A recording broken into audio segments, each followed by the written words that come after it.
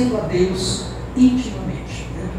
Dentro desse tema, Deus colocou no meu coração um sermão que eu já tinha pregado anos atrás, e quando me passaram esse tema, eu pensando em algum, eu voltei o sermão e reavaliei, refiz algumas questões para trabalhar esse tema, pessoal. Então eu quero tentar trabalhar um pouco sobre intimidade com Deus, e para isso, o livro de Apocalipse, capítulo 3,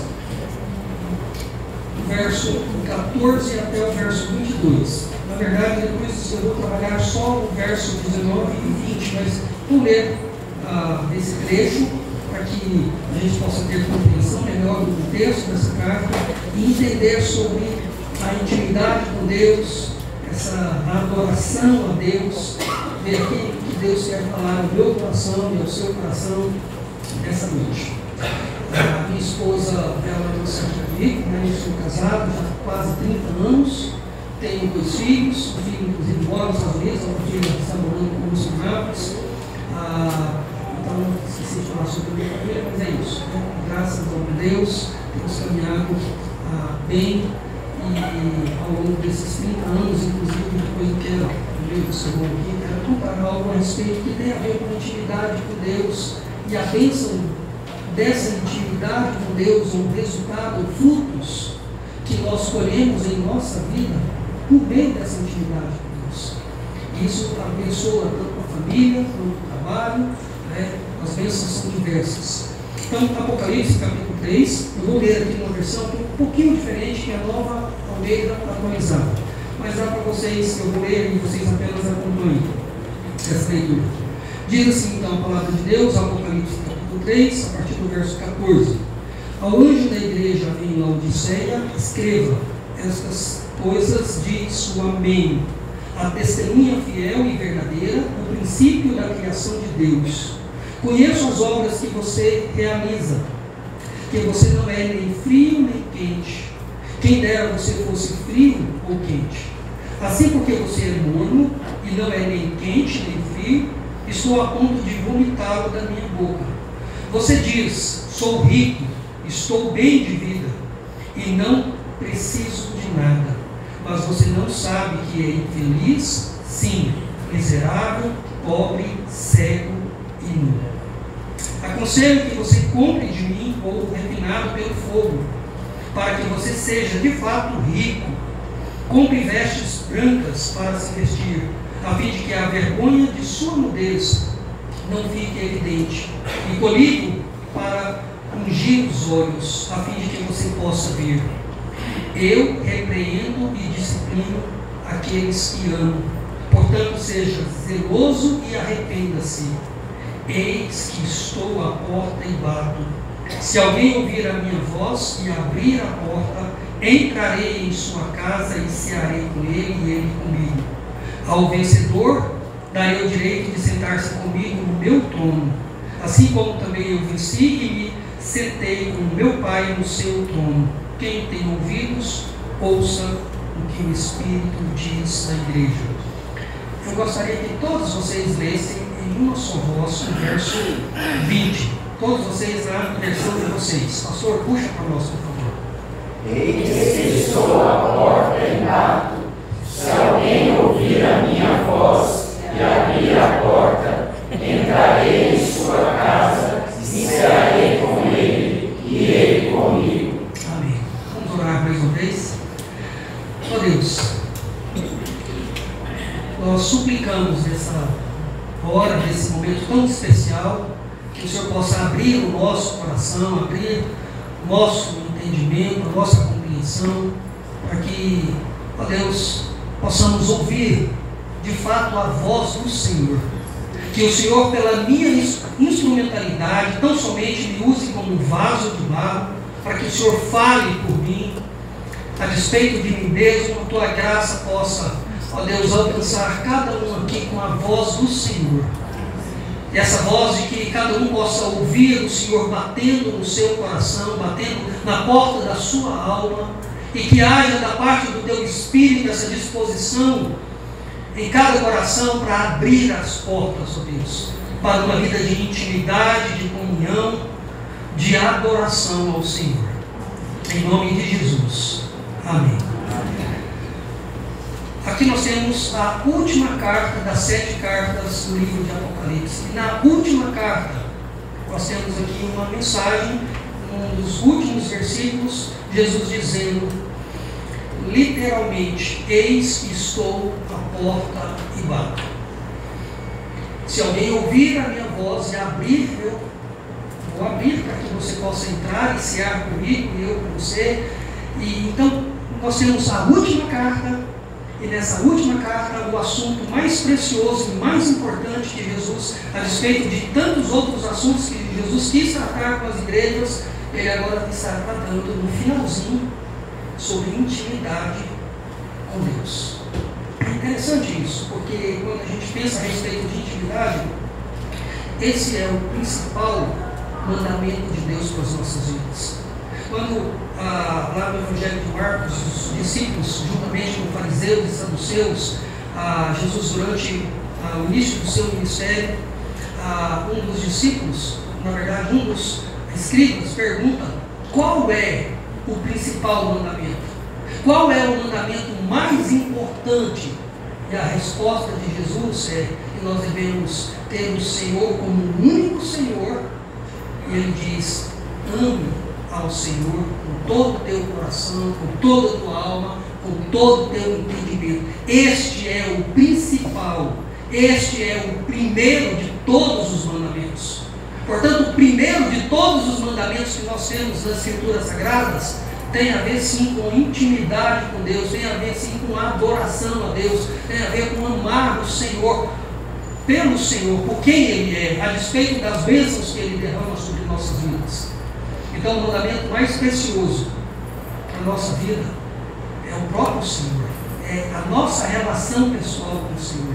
E é interessante que isso é tão importante que quando nós temos ali os 10 mandamentos, logo que Deus tira o povo do Egito, e ali eles estão se preparando para dar continuidade na caminhada, eles param diante do Monte Sinai, e ali Deus traz os 10 mandamentos, e dos 10 mandamentos, os 4 primeiros têm a ver com intimidade com Deus, tem a ver com adoração a Deus, tem a ver com esse relacionamento pessoal com Deus, que tudo se resume naquilo que Jesus diz, amar o Senhor com todo o coração, com toda a alma, com todo o entendimento. Portanto, a adoração, intimidade, relacionamento pessoal com Deus, essa é a principal missão da igreja. A igreja está completando mais um ano, né? São 14 anos, e aí tem um desafio imenso pela frente, como igreja e cada um como cristão. E a pergunta é, qual é a principal missão sua como cristão? Qual é a principal missão da igreja como povo de Deus? Todos devem responder, intimidade com Deus, adorar a Deus. E é interessante que um certo teólogo norte-americano, Elton Trueblood, é mais complicado do que o meu sobrenome, o nome desse camarada aqui, ele diz o seguinte: os maiores problemas do nosso tempo não são tecnológicos, políticos ou econômicos, são morais e espirituais. E a menos que possamos fazer algum progresso nesses domínios, talvez nem mesmo sobrevivamos. Disse isso há muitos anos atrás, dizendo que o maior desafio na nossa vida não é a questão tecnológica, econômica, política, é uma questão espiritual. E tudo isso, ou isso tudo tem a ver com a nossa relação com Deus, a nossa intimidade com Deus. E falhar nessa intimidade com Deus, falhar nessa vida de adorar a Deus, de ter um relacionamento pessoal com Deus, isso traz tanto prejuízo para a nossa vida, eu poderia dizer prejuízos emocionais. Quantos problemas de ansiedade, de depressão, claro que tem um aspecto físico de tudo isso, mas boa parte de problemas dessa área tem a ver com a falta de intimidade com Deus. Quantos problemas relacionados à vocação? Vocação, quando faz vocação, no sentido de você trabalhar, de você estar feliz com o seu trabalho. Normalmente as pessoas, de uma pesquisa que eu já vi isso há muito tempo atrás, parece que mais de 50% das pessoas da pesquisa, elas não estavam felizes com o que elas faziam.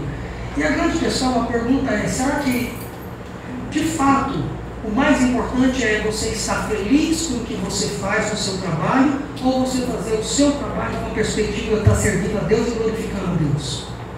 Porque nós temos uma utopia aqui, é claro que tem trabalhos que a gente se sente bem, mas esse não é a grande questão da nossa vida.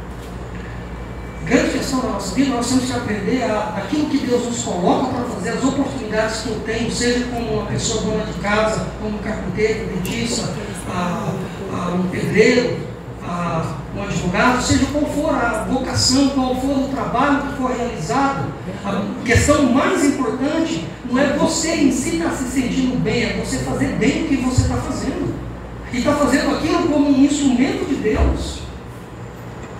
E aí sim, a gente vê milagres acontecendo na nossa vida, de Deus abrir portas, de Deus mudando o coração, mas por falta de não ter uma intimidade maior com Deus, por falta de não considerar tanto Deus nessa questão de você ser um adorador em tudo que você é, isso traz prejuízo para a sua vida, para a nossa vida em relação ao trabalho, traz prejuízo para a nossa vida nas questões dos relacionamentos.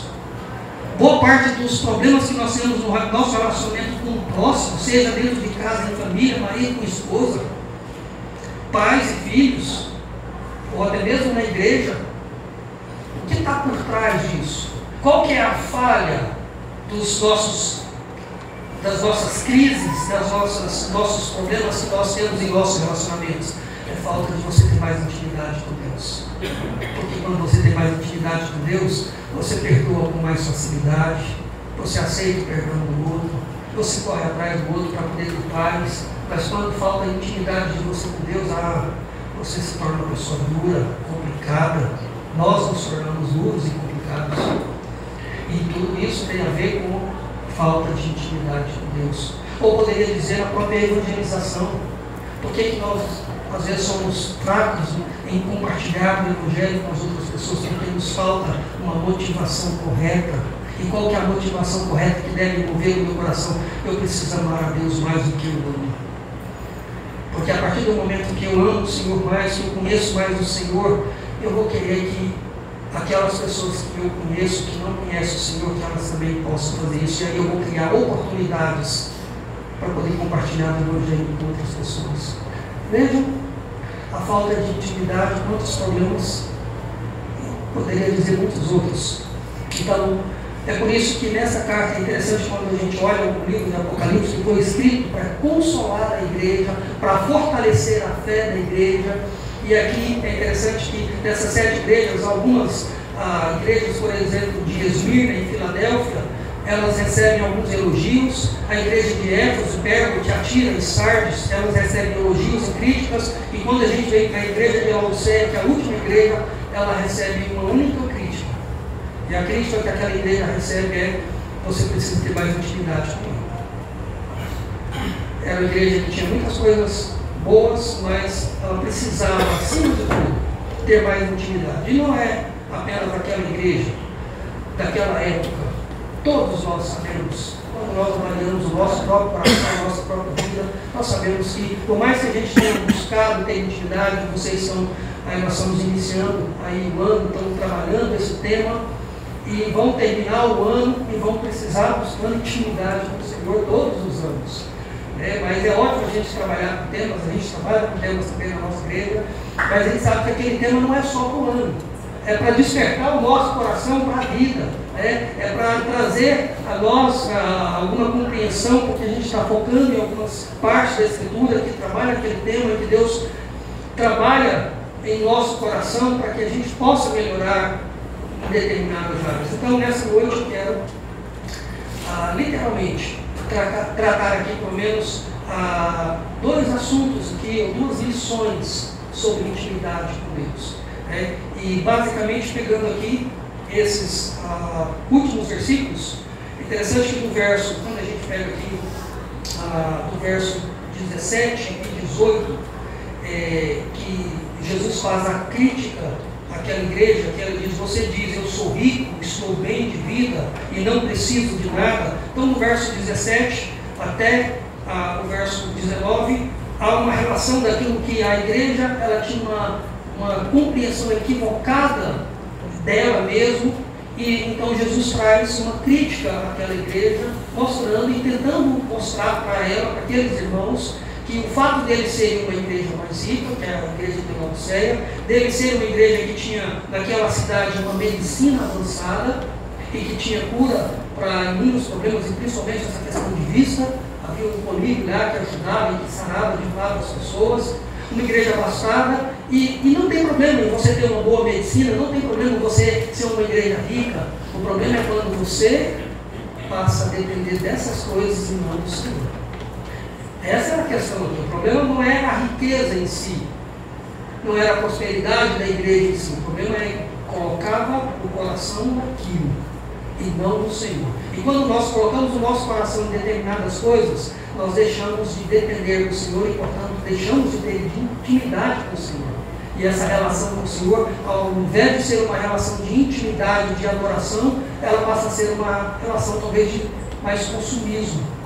Né? E daqui a pouco eu vou comentar um pouco sobre isso. Então, diante de uma compreensão equivocada da igreja, o Senhor Jesus diz duas coisas para aquela igreja: que ela precisa se arrepender e que ela precisa abrir a porta. São duas coisas que ela precisa, literalmente precisava agir, e essas são as duas lições sobre intimidade. Como é que a gente faz para melhorar a nossa intimidade com Deus? Primeiro, nós precisamos nos arrepender mais do que nós temos arrependido. E não apenas mais, arrepender de forma correta, bíblica.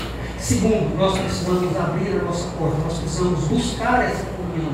Aí é uma questão de ser ativo nessa história e não passivo no sentido de há uma ação, uma de arrepender e há uma ação de buscar ter comunhão com o Senhor, para que por meio de elementos em relação a essa comunhão a gente possa desfrutar mais dessa intimidade, e tendo essa intimidade, vivendo uma vida de adoração, inúmeros benefícios nós vamos, além de ter o maior de todos os benefícios, de ter o nosso coração cheio da presença do Senhor, nós também teremos inúmeros outros benefícios que Deus nos dará.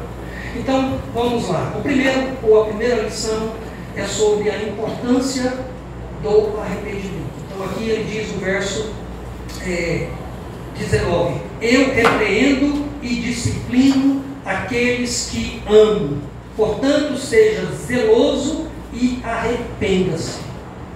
Então, a primeira palavra para aquela igreja poder deixar de ser uma igreja morna, porque é interessante essa ideia de mornidão aqui, que ele trata aquela igreja que ela não era nem quente e nem fria. Ela era uma igreja que estava ali, estava orando, estava participando dos cultos, das programações, mas era uma igreja que, ou pelo menos parte da igreja, não estava buscando a Deus como deveria buscar. Então, diante disso, ele diz: é necessário que haja arrependimento. Quando a gente pensa a respeito dessa palavra arrependimento, literalmente a Escritura, quando fala desse termo arrependimento, fala de uma mudança de vida. O pastor já mencionou isso aqui hoje, no momento de arrependimento, sobre esse voltar-se, reconhecer que nós somos pecadores e ao mesmo tempo voltar o nosso coração para Deus. Dentro disso, a Bíblia fala do termo, ou dessa palavra arrependimento, em dois significados diferentes. No sentido de conversão. A Bíblia usa essa palavra arrependimento para aqueles que ainda não tiveram um encontro com o Senhor, para aqueles que ainda estão perdidos nos seus pecados, para aqueles que ainda carregam sobre si os seus pecados e, portanto, estão debaixo do juízo de Deus. Nesse sentido, Atos capítulo 3, verso 19 diz assim: arrependei-vos, pois, e convertei-vos, para serem cancelados os vossos pecados. Então, em vários textos da Escritura, a palavra arrependimento está dizendo: você precisa de uma mudança radical de vida e reconhecer que é um pecador e reconhecer que só Jesus Cristo é Senhor e Salvador. Isso tem a ver com conversão. Isso tem a ver com o primeiro momento da nossa vida, que é chamado de conversão, de uma mudança de vida. Mas aqui em Apocalipse não é nesse sentido. Aqui é de pessoas convertidas, mas que precisam se arrepender. Nesse caso aqui, o texto ele fala, o arrependimento aqui está tratando dentro da igreja, para a gente que crê no Senhor Jesus. E é interessante que em Apocalipse capítulo 2, se você voltar aí, 2 verso 5, também mostra nesse sentido de arrependimento, de mudança de vida. Diz assim: Apocalipse 2:5. Lembra-te, pois, de onde caíste e arrepende-te e volta à prática das primeiras obras. Nesse sentido, arrependimento na vida do cristão é um processo diário. Arrependimento na vida dos cristãos é um processo diário. E aqui, Lutero, diante das 95 teses, na verdade, a primeira das 95 teses de Lutero na Reforma Protestante, basicamente é isso. Quando nosso Senhor e Mestre Jesus Cristo disse, arrependei-vos, ele queria que a vida toda dos cristãos fosse marcada pelo arrependimento. Então, arrependimento não é algo só que eu tenho no momento da minha conversão. É algo que todas as vezes que eu peco contra o Senhor, todas as vezes que eu falho diante do meu próximo, todas as vezes que eu faço qualquer coisa que a Bíblia diz para eu não fazer, ou que eu deixo de fazer qualquer coisa que a Bíblia manda eu fazer, eu peco e eu preciso me arrepender. O problema é que nós, como cristãos, nós nos acostumamos com alguns tipos de pecado, nós nos acostumamos com alguns tipos de relacionamentos pecaminosos, de atitudes pecaminosas, pensamentos pecaminosos, e a gente vai deixando essas coisas tomarem conta do nosso coração, porque, afinal de contas, não é nenhum adultério, não é nenhum homicídio, não é nada tão grave assim. Então, para que eu vou ficar toda hora pedindo perdão ao Senhor? O problema é que essas coisas vão acumulando, essas coisas vão entrando na nossa alma, no nosso coração, e isso vai nos distanciando de Deus. Isso vai quebrando a nossa intimidade com Deus, a nossa comunhão com Deus, porque Deus é santo, santo, santo.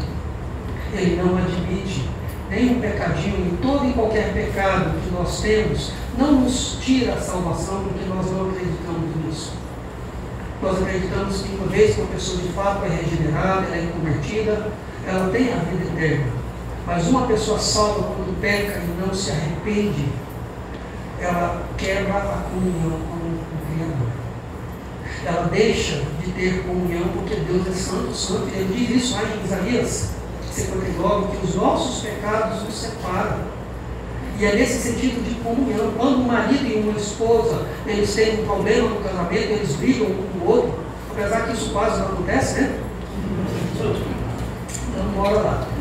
Lá em casa não acontece. Se a minha esposa estivesse aqui, ela já ia dar um grito. Opa, calma aí.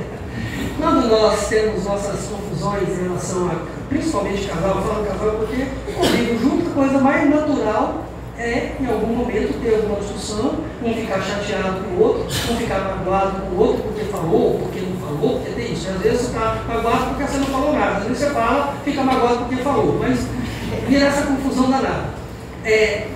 Está magoado, ficou chateado com alguma palavra dura, alguma coisa ruim que aconteceu. E aí, eu pelo menos vivi isso no meu casamento durante algum tempo, de ter os nossos conflitos e não saber resolver. E não saber pedir perdão, e não saber confessar pecado. E aí você queria voltar, você fala, vamos fazer de conta que nada aconteceu. Nada aconteceu para quem não foi ofendido.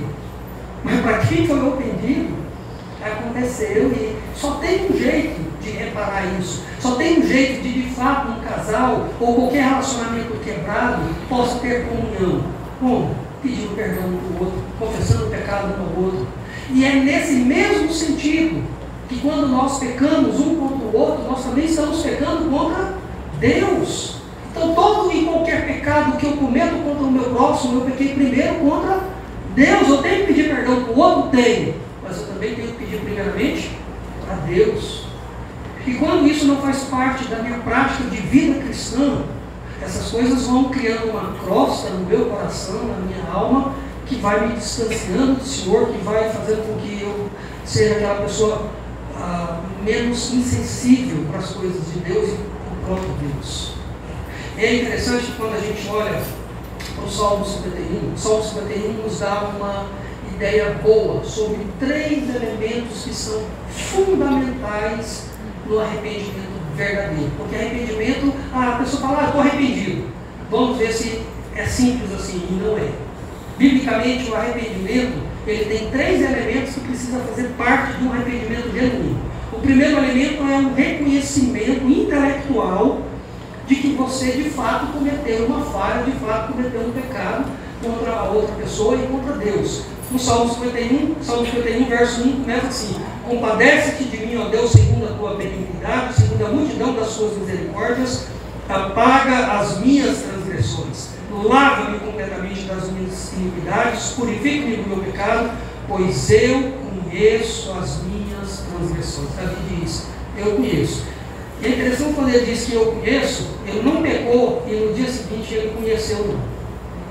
Ele demorou alguns meses para conhecer o pecado dele. Nós estamos falando de Davi, e à luz da Bíblia, Davi é o único homem que está registrado nas Escrituras, que é o homem segundo o homem segundo o coração de Deus, adulterou e cometeu um assassinato diretamente. E ele passou alguns meses sem conhecer o seu pecado. Se Davi, que era o homem segundo o coração de Deus, passou por essa experiência, a pergunta é: e nós, que às vezes estamos longe de ser chamados pelo próprio de Deus de um homem e uma mulher segundo o meu coração? Então, assim como Davi, ele demorou algum tempo, mas chegou num dado momento, pela graça de Deus, Deus mandou um profeta, apontou o dedão para a cara dele e disse: cara, você pecou. E aí, naquele momento, com uma confrontação, por isso a importância da gente confrontar o pecado uns dos outros. E a Bíblia diz: se você vê teu irmão cometer pecado, fala para o outro, vai até ele e diga que ele pecou, confronta ele. Para quê? Só para dedurar ele, só para poder deixar ele mal? Não, para ele poder arrepender. Toda confrontação bíblica é para que haja arrependimento, que haja mudança de vida. E às vezes a pessoa peca por ignorância, outras vezes peca porque está com o coração endurecido mesmo. E no caso de Davi, o coração dele endureceu, por inúmeras razões. Mas chegou um profeta, confrontou ele, e ali ele escreve esse salmo dizendo que houve um momento que Deus foi gracioso e ele conheceu o pecado dele. Ele sabia que ele tinha pecado. E ele não tinha nenhuma justificativa diante de nada. Mas não é só conhecimento do pecado. A Bíblia usa um outro termo aqui que tem a ver com sentimento ou tristeza pelo pecado e ao mesmo tempo a alegria pelas misericórdias, que é aquilo que o pastor falou, porque não é só questão, eu conheço que eu pequei, mas a pergunta é: você tem tristeza no seu coração pelo pecado que você cometeu? Não é só conhecer que você pecou, é ter um mal no seu coração, falar: eu pequei, e ao mesmo tempo ter a alegria de falar: poxa, Deus é tão misericordioso. E é interessante que Davi mostra isso no Salmo 51, verso 17, ele diz: sacrifícios agradáveis a Deus são o espírito quebrantado, o coração compungido, contrito, esse não o desprezará. Dizendo que houve esse quebrantamento emocionalmente, ele realmente sentiu tristeza e alegria pelo perdão do Senhor.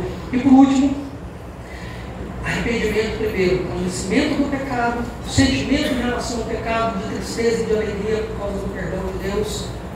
E terceiro, voltar-se para Deus, significa abandonar a atitude pecaminosa em direção ao Senhor. E Davi diz isso no Salmo 51, verso 10, ele diz: crie em mim, ó Deus, um coração puro, renova dentro de mim um espírito inabalável. Depois, verso 19: então te agradarás dos sacrifícios de justiça, dos holocaustos, das ofertas queimadas, e sobre o teu altar eu oferecerei. Então ele volta a vida dele para Deus, ele abandona o pecado dele e ele vai literalmente. Ele tem conhecimento, ele tem sentimento e ele dá um passo em direção.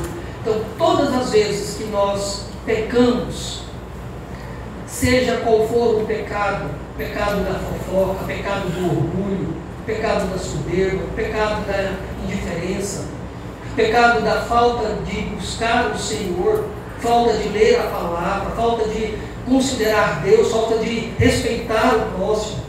Então, nós estamos abertos a cometer pecado todo, em qualquer momento. É interessante que o Salmo 139, no finalzinho dele, ele diz: vê se há em mim algum caminho mau. Porque ele sabia de algumas questões, mas ele diz: será que tem algumas outras coisas que talvez eu esteja fazendo que eu não tenha nem consciência, Senhor?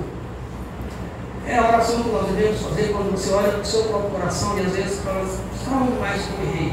Peça a Deus que te dê um coração quebrantado em relação a isso.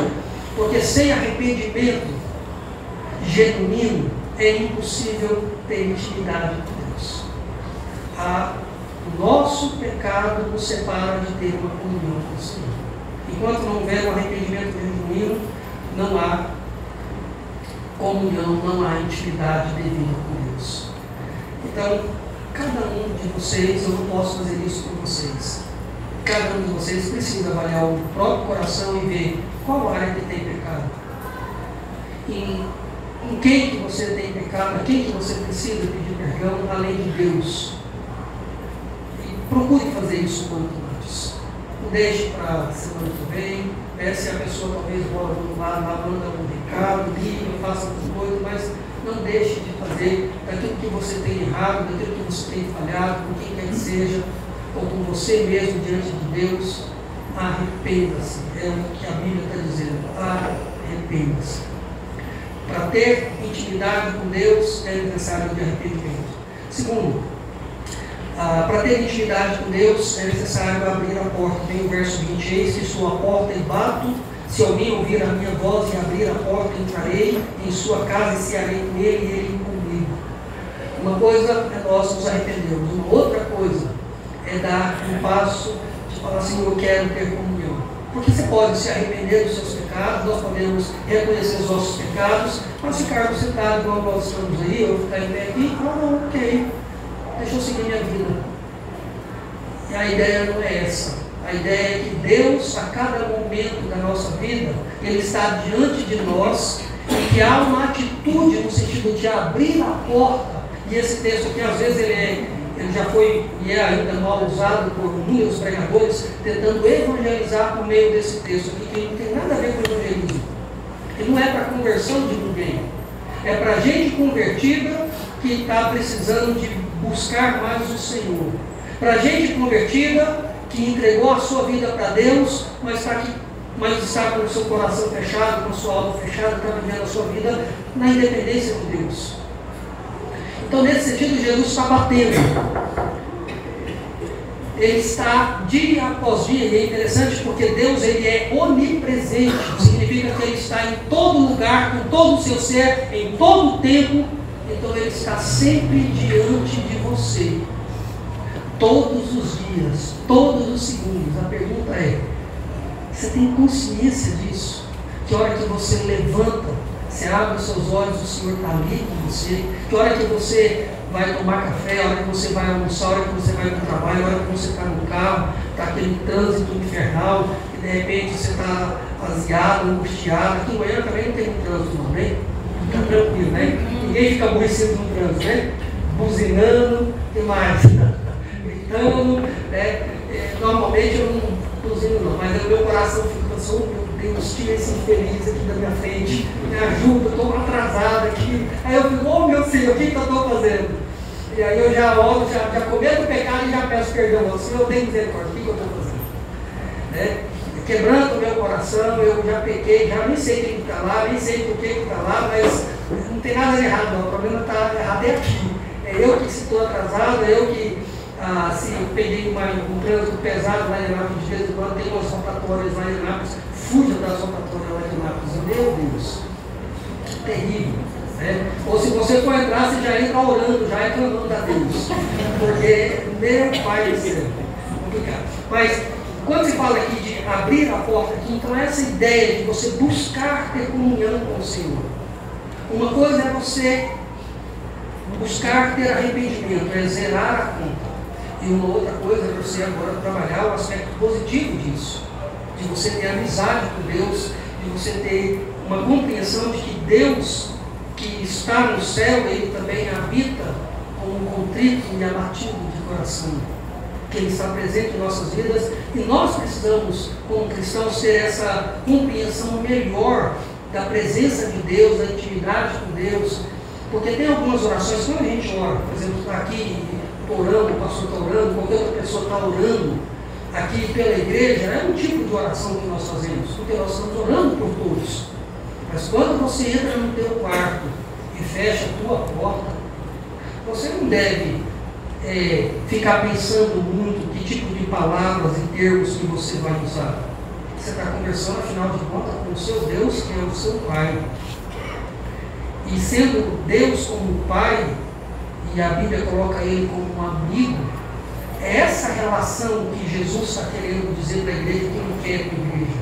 É claro que nós temos, de um lado, o fato de Deus ser transcendente, ser um Deus altíssimo, glorioso. Isso deve nos levar a ter reverência, isso deve nos levar a realmente reconhecer Ele, que Ele está distante de nós, no sentido de ser um Deus soberano, santo, perfeito, mas ao mesmo tempo a Bíblia diz que Ele é um Deus imanente, que Ele está conosco.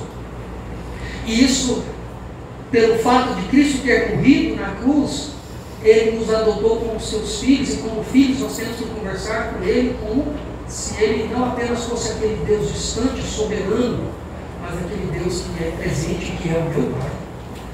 É essa relação de intimidade que eu e você temos que buscar. E buscar ela, e é interessante que quando a gente olha para as Escrituras e fala a respeito de intimidade com Deus, que eu uso como sinônimo aqui da nossa adoração, seja através da nossa vida, ou seja através do culto público, ou seja através do momento em família, ou seja quando você entra no teu quarto e fecha a tua porta e só você e Ele. Então, quando a Bíblia fala de intimidade, que tem a ver com a nossa adoração, ela menciona pelo menos 4 aspectos que nós devemos fazer ativamente para que a gente possa ter mais intimidade com o Senhor, para que a gente possa, de fato, desfrutar mais da presença do Senhor. Primeiro de tudo, a Bíblia diz que nós, como pessoas que foram convertidas, nós somos adoradores. É interessante olhar João capítulo 4, verso 23, quando ele fala sobre adoração, diz que o Pai procura adoradores que o adorem. Mas primeiro de tudo está lá, adoradores. Quer dizer que uma pessoa convertida é um adorador. E o que é um adorador? 1 Coríntios 10, 31 fala: você está comendo, você está bebendo, você está trabalhando, você está fazendo qualquer coisa, faça para a glória de Deus. Significa que ser um adorador, você é a sua vida. E é interessante que nessa perspectiva, quando a gente volta em Gênesis, antes do pecado, Deus não deu nenhuma ordem para Adão e Eva poder orar a Ele. A ideia de que um Deus distante. A Bíblia diz que todos os dias, pela viração do dia, Deus dizia e vamos caminhar aqui, vamos conversar. Como é que, rapaz, você deu aquele nome para aquele animal, você está doido, Adão? O que é isso? Que nome é esse? Era uma conversa do Senhor, de amizade, de intimidade. E é nessa perspectiva que nós temos que resgatar essa questão da adoração, da intimidade. É uma relação pessoal, é um amigo pessoal, é um companheiro seu. Então, nesse aspecto, a adoração tem a ver com isso, com essa amizade diária com Deus, de tal forma que tudo que nós fazemos em atitude de adoração a Deus. É por isso que em Romanos capítulo 12, verso 1, Paulo diz, rogo-vos, pois, pelas misericórdias de Deus, que apresenteis parte da sua vida, um momento da sua vida, ele diz, a sua vida, o seu corpo, como um sacrifício vivo, santo, a vida nossa é uma vida de adoração, ela precisa ser uma vida de comunhão diária com Deus, porque a Bíblia inclusive fala sobre entrar no nosso quarto e orar, mas lá em 1 Tessalonicenses 5,17 diz que nós devemos orar sem cessar. Por quê? Porque eu posso falar com o Senhor a cada momento, a qualquer hora, e eu devo buscar o Senhor em tudo. Devemos fazer isso. Isso tem a ver com a nossa intimidade com Deus. Isso é algo que não é passivo, é ativo. Você precisa se expor. E o Senhor está dizendo, eu estou à porta, estou batendo. Você vai ficar com essa porta fechada? A hora que você acorda, você fica com a sua porta fechada. Na hora das refeições, você fica com a porta fechada. Na hora que você está trabalhando, você fica com a porta fechada. Abra a sua porta. Todos os momentos, todos os dias. Abra a porta do seu coração. Abra a porta da sua alma, porque o Senhor está presente em todos os momentos. Amém. Segundo lugar, Nós devemos buscar intimidade com o Senhor aqui, culto público. Quando nós abrimos mão de todos os demais afazeres, até o descanso, e às vezes a gente fica com preguiça, dá vontade de ficar um pouco mais, cansaço, aquela coisa toda. Não, mas nós temos um compromisso de ter intimidade com Deus como igreja, como povo do Senhor. E aqui justamente o Senhor fala ao nosso coração, nós podemos cantar, nós podemos louvar, como foi feito aqui, e é tão bom, é tão abençoador. E aí não tem culto pela internet que responda isso ou que resolva isso. É claro que pela internet, em alguns momentos, serve para abençoar a vida de alguns, mas não dá para você ter comunhão pela internet com outra pessoa. Você pode conversar com as outras pessoas, mas para ter comunhão, você precisa estar tete a tete aqui com a pessoa. E nesse sentido, nós, conosco, essa comunhão gostosa que de alguma forma isso enche o nosso coração. Mas a Bíblia diz que nós podemos e devemos ter intimidade com Deus também em nossa família. É interessante que Jó, diariamente, ele orava pelos seus filhos, ele orava com os seus filhos e pelos seus filhos. Em Deuteronômio fala que a vida de adoração, a vida de intimidade com Deus também tem que passar pela família. Nós devemos aproveitar o momento de estar juntos, marido e esposa, pais e filhos, para poder buscar e dizer, vamos abrir a porta para o Senhor aqui.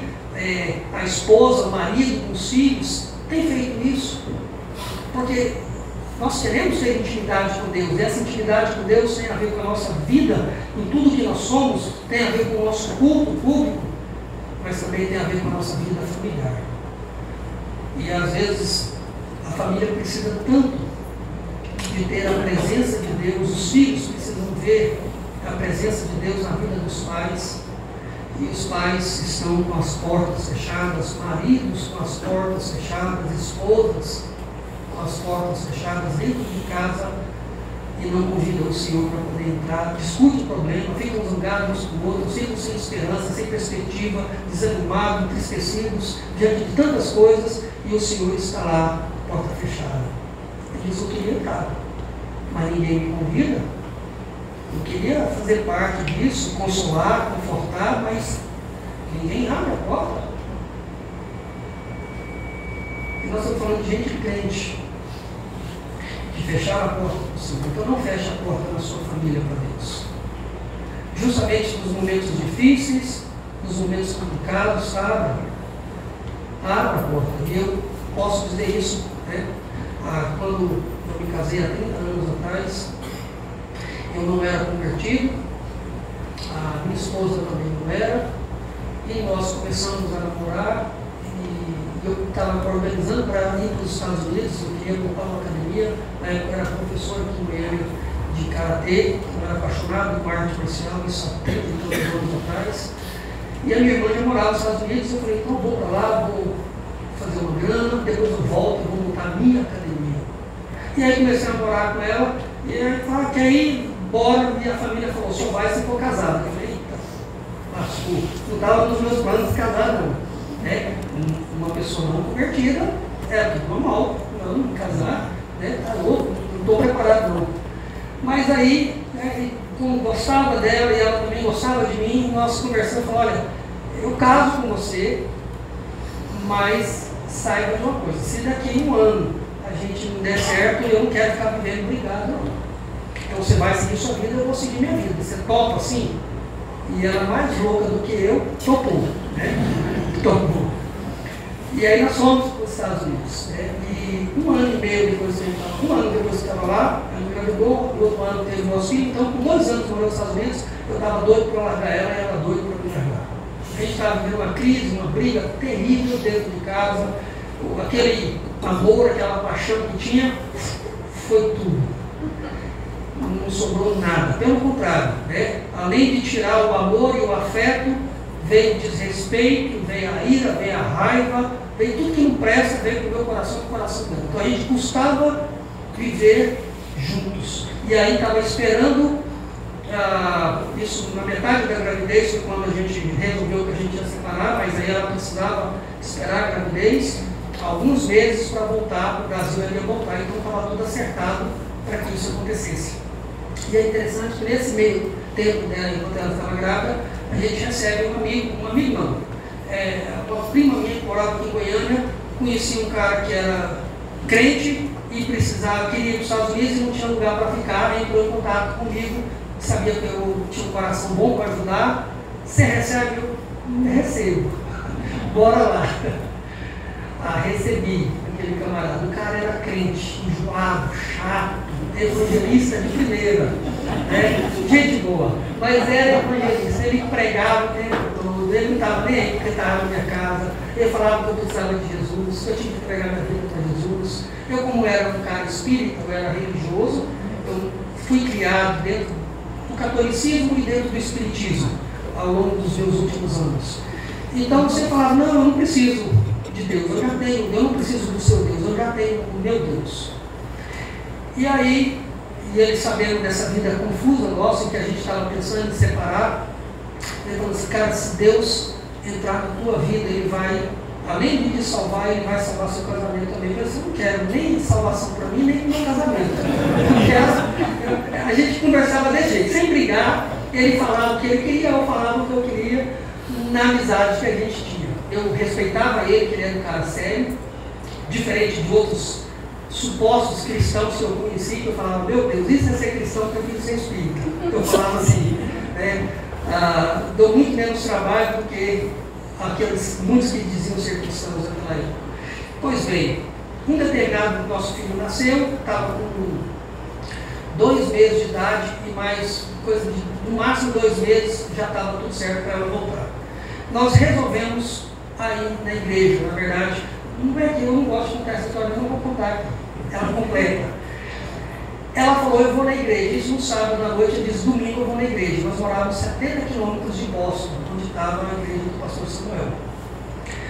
E aí ela disse, eu vou na igreja. Eu falei, não vou não. Eu chegava do trabalho meia-noite, 1h da manhã, não vou não, e você não vai não. Foi, nós já estamos separados já praticamente, eu vou sim, eu vou com o Nonato, né? Chamava o Nonato, rapaz. Eu falei, mas não, ele é nosso amigo, mas eu não sei se isso vai dar certo, não. Aquela coisa de eu não te quero, mas também não te largo assim, não, né? Aí eu falei, eu não vou deixar 60 quilômetros, 70 quilômetros aí. Lá eu já tinha ouvido tanta história de traição nesse sentido, eu falei, eu vou nessa igreja. Eu fui na igreja desse jeito, né? Apesar de não gostar dela, no sentido de querer continuar casado com ela, mas tinha aquele sentimento, aquela coisa toda, né? Fomos na igreja e participamos de um culto normal como esse. No final do culto, era a igreja nessa época, eu não era a igreja presbiteriana, passava na porta da igreja presbiteriana, depois, um ano depois que eu conheci a igreja presbiteriana, era a igreja batista. Passava na porta da igreja presbiteriana e nós fomos para a igreja batista. Um culto normal, como esse aqui, pregação normal, o pastor fez um apelo no final do culto, isso no culto de manhã, eu entreguei minha vida ao Senhor Jesus, a minha esposa também entregou a vida ao Senhor Jesus, então os dois passaram por uma mudança de vida naquele dia. Um domingo, dia 25 de agosto de 1995, uma manhã, eram as 10 horas da manhã, o culto era 9 horas, 8h30, então eram as 10 horas quando isso aconteceu. Eu entendi que alguma coisa tinha acontecido na minha vida, no meu coração. E quando aconteceu isso, né, aquela coisa meio que incomum de um chamado, algo no coração, é claro que quando se fala de conversão, cada um tem um jeito, então ninguém tem que tentar me espelhar, né? Deus chama cada um de uma forma, então meu chamado realmente foi um chamado, eu senti um aperto no coração, tudo aquilo que durante boa parte da minha vida eu tinha negado e rejeitado, que era crer em Cristo como Salvador, naquele momento era a coisa que eu mais queria na minha vida, era entregar minha vida para Ele. E eu entreguei, minha esposa entregou, e nós estamos voltando para casa, dirigindo de volta e conversando com Ele, que bênção, agora eu estou compreendendo, o Senhor abriu os olhos. Aí não sei o que aconteceu, daqui um mês eu estou comprando a minha passagem para minha esposa, para minha ex-esposa, sei lá como que a gente falava, né? Sei que ela está indo embora, aí ele pega assim, isso não pode acontecer. Eu falei, por que não? Porque agora você não é crente? Eu falei, eu sou, eu entreguei minha vida no Senhor Jesus. Aí ele pega a Bíblia lá e fala o seguinte, aqui a Bíblia diz que você não deve separar. Você pode até separar, é um pecado que você vai cometer, uma falha que você vai cometer, mas não é isso que Deus quer para a sua vida. Aí eu olhei assim e falei, cara, me lasquei agora.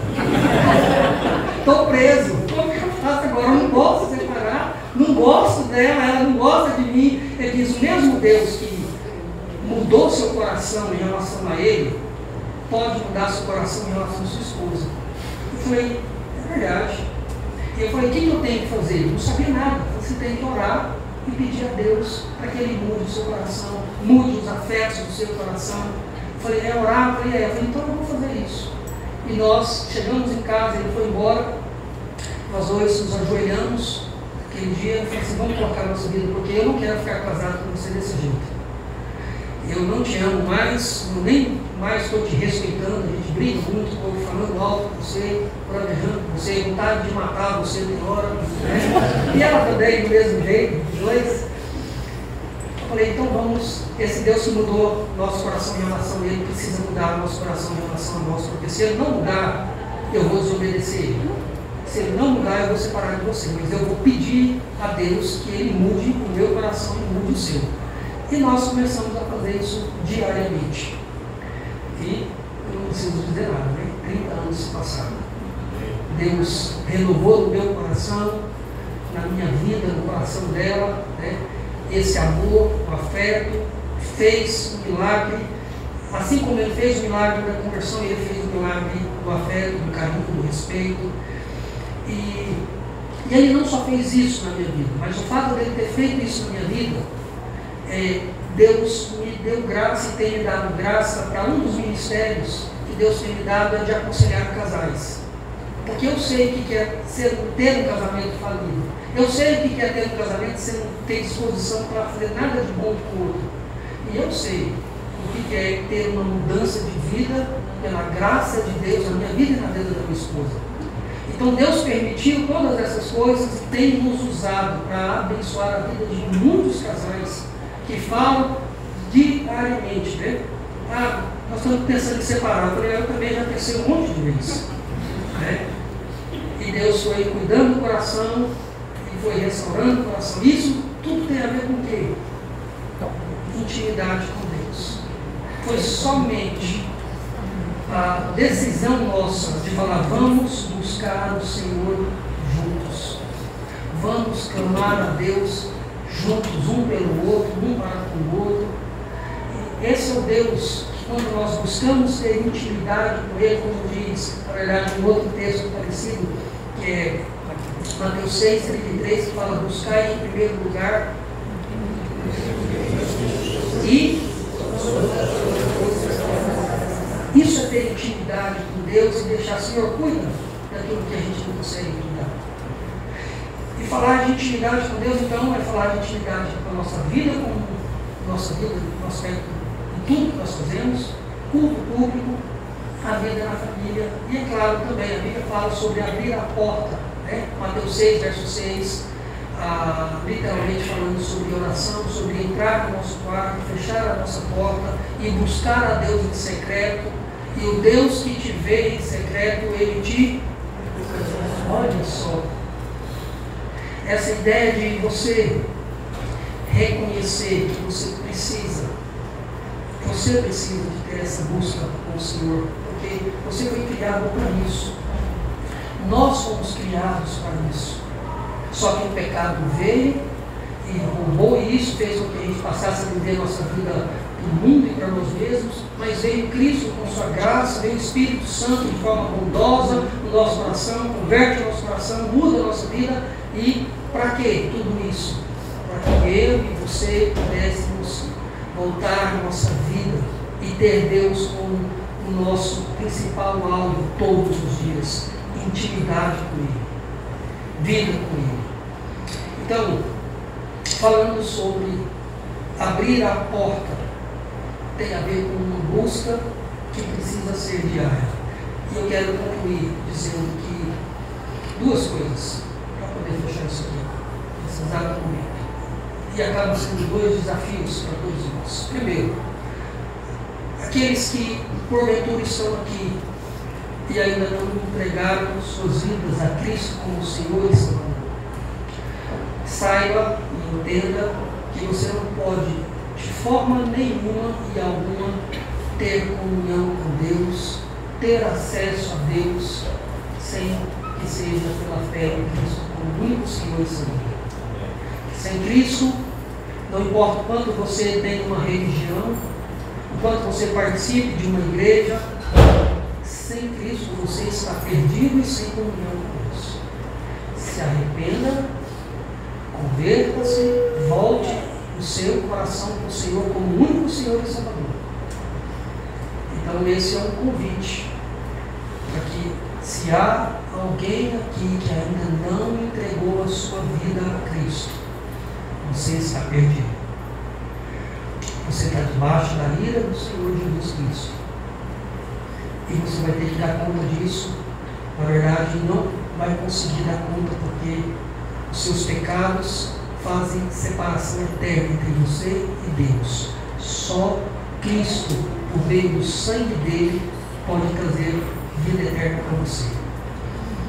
Segundo, desafio para aqueles que já creem em Cristo, que já entregaram a vida a Cristo, que já reconheceram Cristo como o único Senhor e Salvador. O desafio que fica é: esteja sempre pronto para arrepender de todo e qualquer pecado que você cometa durante o dia. Esteja sempre pronto para abrir a porta do seu coração, a porta da sua alma para o Senhor, todos os momentos. Caminhe com o Senhor, convide o Senhor para fazer parte de fato da sua vida. Não apenas enquanto você vem para a igreja, não apenas quando você vai para o seu quarto, quando você tem um momento devocional, mas aprenda a considerar Deus de fato como aquele amigo, aquele companheiro, que ainda que todos possam abandonar você, Ele não vai abandonar você, Ele está sempre com você. E quando nós buscamos isso, quando nós buscamos intencionalmente essa comunhão com o Senhor, isso de fato glorifica a Deus, isso promove uma alegria sem indescritível, como diz lá 1 Crônicas 16:10, olha só o que diz esse versículo: gloriem-se no seu santo nome, alegre-se o coração dos que buscam o Senhor. Ele está dizendo aqui no texto que à medida que você busca glorificar a Deus, à medida que você busca adorar a Deus, à medida que você busca ter intimidade com Deus, Deus vai encher o seu coração de alegria, vai encher o seu coração de felicidade. Nós não conseguimos encontrar felicidade correndo atrás da felicidade. Nós conseguimos encontrar a felicidade, a alegria, buscando Deus. Então, quando nós buscamos o Senhor, Ele enche o nosso coração da verdadeira alegria. É por isso que o apóstolo Paulo, lá em Filipenses, ele diz: eu aprendi a viver contente, alegre, em toda e qualquer circunstância. Eu estou alegre se eu tenho de tudo e todas as coisas, maravilha, mas quando eu não tenho, eu também estou alegre, porque a alegria de Paulo era o Senhor, era essa busca pelo Senhor. Isso pode ser, deve acontecer também com a minha vida e com a sua vida. E segundo, à medida que nós buscamos o Senhor, nós experimentamos milagres em nossa vida. Milagres que a gente imagina que às vezes não possa acontecer. Você imagina Sadraque, Mesaque e Abidnego. Eles foram confrontados para não adorar a Deus, para não ter essa comunhão com Deus, para não se prostrar mais diante de Deus, poder se prostrar diante de outros deuses. Ele diz não. Ele diz: então vocês serão lançados na fogueira. Ele diz: então lança. Tamanha intimidade que aqueles homens tinham com Deus. E o que aconteceu com eles? Eles foram lançados, mas Deus, para mostrar para nós na história o quanto vale a pena ter intimidade com o Senhor. Poderia falar de próprio Daniel, que foi jogado na fogueira e ele não dá. Daniel na fogueira não dá certo, né? Daniel na cova dos leões. Alguns aqui concordaram, viu? Daniel na cova dos leões. E Deus fecha a boca dos leões. Davi, quando vai enfrentar Golias, ele foi na força do Senhor, na intimidade que ele tinha com o Senhor. E é assim que nós devemos fazer diante de todos os desafios: adoração a Deus, intimidade com Deus. Esse é o maior desafio para a minha vida e para a sua vida, é a principal missão para a minha vida, para a sua vida, para essa igreja. Vamos orar. Ó Deus, em nome de Jesus, como o Senhor conhece muito bem cada coração aqui e sabe, ó Deus, das lutas, dos desafios, das dificuldades, tenha misericórdia de fato de cada um de nós, mova o nosso coração, ó Deus, para que quando nós pecarmos contra o Senhor e uns contra os outros, ó Deus, possa haver de imediato um arrependimento genuíno, de imediato possa haver, ó Deus, um reconhecimento da nossa parte, do nosso pecado, dos nossos erros, e possamos, ó Deus, ter corações quebrantados diante do Senhor. E que haja também uma disposição para buscar o Senhor, e todos os dias, a todos os momentos, nossos corações estejam abertos para o Senhor, Deus. Em nome de Jesus. Amém. Amém. E eu quero chamar aqui à frente, primeiro, nosso irmão Jobed. Pode vir aqui, com a nossa irmã Neide, porque a casa deles foi a casa inicial, né, dos trabalhos da igreja, dos primeiros cultos, das primeiras reuniões, né? Então vai representar também aqueles que abriram a porta das suas casas, muitos outros irmãos, né? Está aqui o Joel, a Patrícia também, né? Outros que fizeram isso. Então esses irmãos estão representando, né? São membros fundadores da nossa igreja, mas nós também tivemos alegria, e os irmãos participaram disso, de ter como pastor fundador desta igreja o reverendo Gil Donizete. Ele está na presença de Deus, Deus o chamou, né? Em 2019, já temos alguns anos, né? Mas nós temos a nossa irmã Débora. Cadê a Débora? Eu vi ela ali atrás ali. Vem aqui, Débora. Ela também vai representar, né, reverendo Gil, né, que está aqui conosco, a Débora, né, e Deus concedendo graça à vida dela, cada dia, fortalecendo o seu coração e a sua vida, né? E eu quero também chamar aqui à frente, né, a Neirivan, que está ali. Eu convidei ela para Neirivan, eu quero você, porque ela é, pode vir, Neirivan. Ela é aqui a nossa representante também das pessoas que trabalham na nossa igreja, né? E nós queremos também agradecer pelo seu trabalho, sua dedicação nesses anos pela nossa igreja. A Márcia está aí também. A Márcia veio. Você falou Márcia dele, mano? Não, né? Eu acho que ela não pôde vir. A Márcia é a nossa secretária, também é a nossa homenageada, mesmo que ela não tenha vindo, né? E nós queremos trazer para vocês aqui uma pequena lembrança de gratidão por tudo que Deus tem feito na vida de vocês.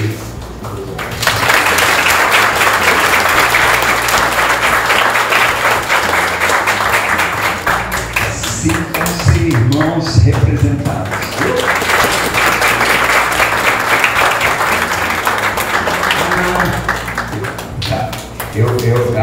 Confiar na memória, né? Nós temos também, está faltando uma irmã que vai representar também, ela também é membro fundadora aqui da igreja, a nossa irmã Judite. Ela vai completar 85 anos agora em junho, né? E teve hospitalizada a semana passada, recebeu alta na segunda, está aqui entre nós. Ela também representa. Olha só, ela me falou, né? A igreja está completando 14 anos. Ela tem 14 anos que mora aqui no Jaó. Exatamente. Ela disse assim, ó, pastor, quando eu cheguei não tinha nada. Não tinha igreja perto, não tinha nenhum supermercado. E aí eu falei para Deus, Senhor, se o Senhor não trouxer uma igreja aqui para perto, e um mercado para fazer compra, eu vou mudar daqui. Aí abriu o Treviso e a igreja da obra começou o trabalho aqui. Legal.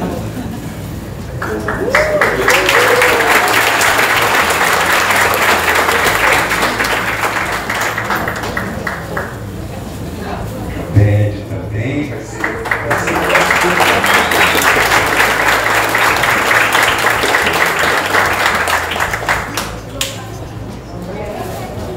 Neivan, obrigado a nossa gratidão pela sua vida. Deus te abençoe muito, viu, Neivan? Queridos, a nossa alegria. Né? Deus abençoe as nossas orações por vocês. Sempre lembramos de vocês nas nossas orações. Vamos lá. Parabéns.